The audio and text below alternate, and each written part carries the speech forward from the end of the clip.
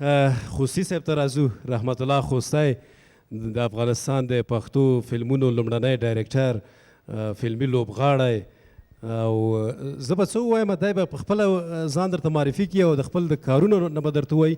ښه راغلاست، ستړي مه شئ او اختر مبارک شه. صافی صاحب ډیره مننه. لومړی د هر څه نه د ملي راډیو تلویزیون ټولو کارکوونکو ته چې دلته کار کوي او د ملي تلویزیون راډیو تلویزیون ټولو لیدونکو ته د لوی اختر مبارکي وایم. زه یو لنډۍ مې دلته ولیکله، تاسو اناونس ورکوو. وایي اختره ښه شو چې ته راغلې، اختره ښه شو چې ته راغلې، ستا له برکته مرور راغلی دینه. واه واه ډېر عالي. هغه مرور چې په کمکي اختر کې هم زموږ بعضې ورونه مرور وو، راغلل اختر مبارکۍ ورکړې، کورونه یې ولیدل، ځایونه یې ولیدل، دوستان یې ولیدل، ډېر خوشحاله وو. او بیا وایي چې اختره څومره بختور یې، اختره څومره بختور یې، په تا کې وشول د دوستانو دیدنونه. ډېر عالي. نو اختر دی، خوشحاله یم چې ستاسو په منځ کې، د دوستانو په منځ کې، د ملګرو په منځ کې د ملي تلویزیون په پرده باندې یم. ستاسو نه مننه، د پروډیوسر د ملګرو نه مننه چې زه مو دعوت کړم د ملګرو سره یو ځای. او شبنم جان نه ډېره مننه، داسې ښکلې سندرې وویلې چې زه یې په مستۍ راوستم. او بالخصوص دا دویمه سندره 2 ورځې ژوندون دی او 2 ورځې دنیا ده. په ریښتیا هم چې فعلا د بیګا پورې موږ دا توقع نه لرو چې بیګا ته به څه پېښېږي.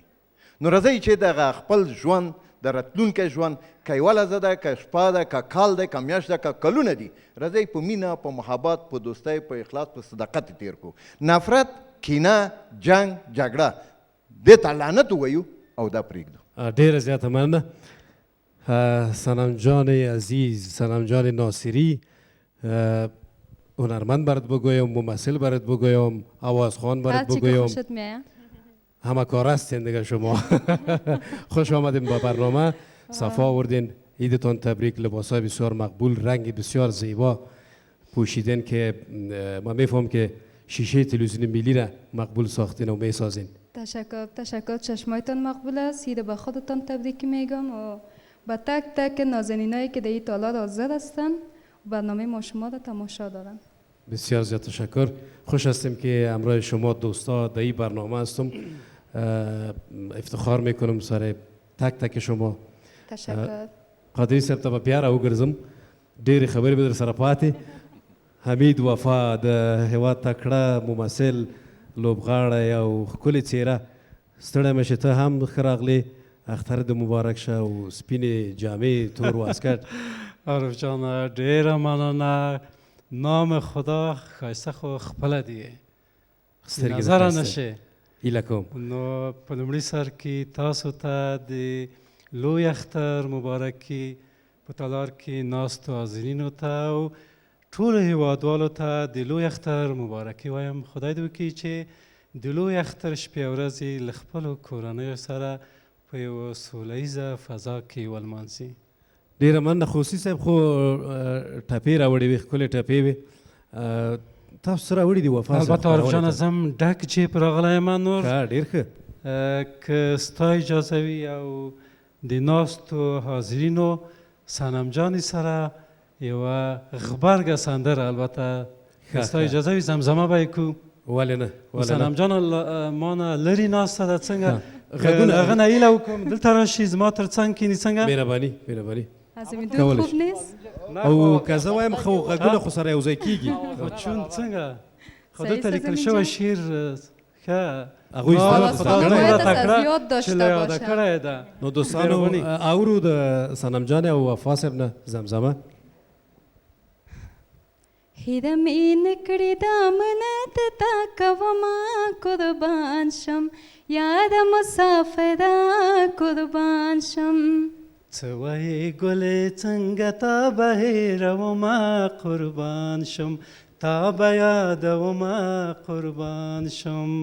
زړه به زما ټوټې ټوټې شي، هی زړه به زما ټوټې ټوټې شي، زړه به زما ټوټې ټوټې شي. که د دې ژوند په لار یوازې پرېښودمه قربان شم، یاد مسافره قربان شم.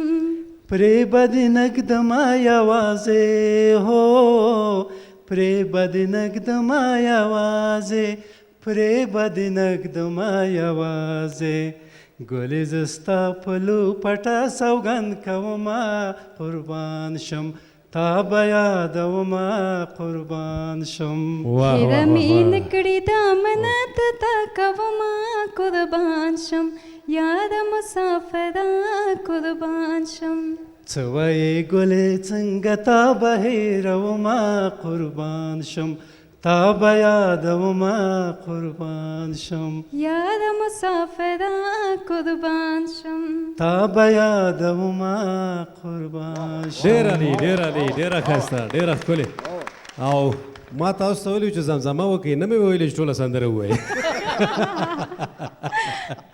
قادري خوستی صاحب صاحب ډېره هم څه درته مننه لري قادري صاحب والا صاحب خوستی صاحب خو ما گفت خوستی صاحب داسې چپ ناسته بزرگ ما هستن مایک واخله زړه څه یې خو لرې تخنیږي زړه یې تخنیږي عارف جانه ځانه خوستی صاحب یو خاطره راته ووایه یوه ټوکه راته ووایه زمزمه راته وکړه زمزمه یې زده کوې خوستی صاحب مایک واخله زمزمه خو مې نه ده زده عرف جانه خو د اتڼ ډېر شوق یم بیا دا ډول چې شبنم جانې په شان د خلک هم وي باه باه قسم په خدای که چپلار ورته خیر ته لږ انتظار وباسه او یوه ټوکه به درته ووایم ټوکه خیر ووسئ ده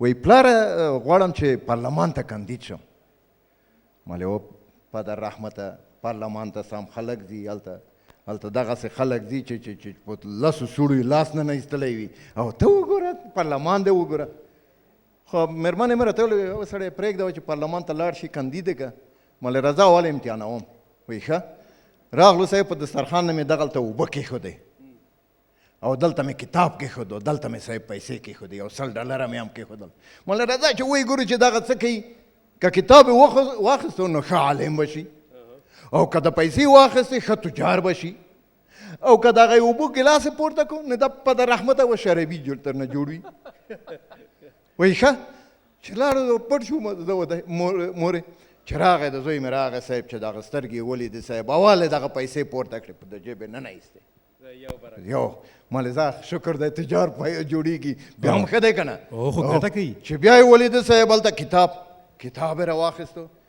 ویل وسو بېرته یې دا په خرګه کې دغسې نه ایستو مالې ځه ښه دی عالم به هم ورسره جوړ کړي خدای دې خیر کړي چې سترګې په ګیلاس ولګېږي داسې ورته ګوري د ګیلاس یې دغسې کو غړپ پورته یې کړو اوهو ما ته ژړا راغله مېرمنې مې راته ویل وایي ولې مالې دا پدر احمده حتما د پارلمان وکیل جوړېږي چې دا ټول اوصاف پکې موجود دي خو یوه پوښتنه زه کوم خوستی صاحب رښتیا ووایه او پټې راته ووایه چې همالته د پدر رحمت یې ورته ویلې که بل شی دي ویلې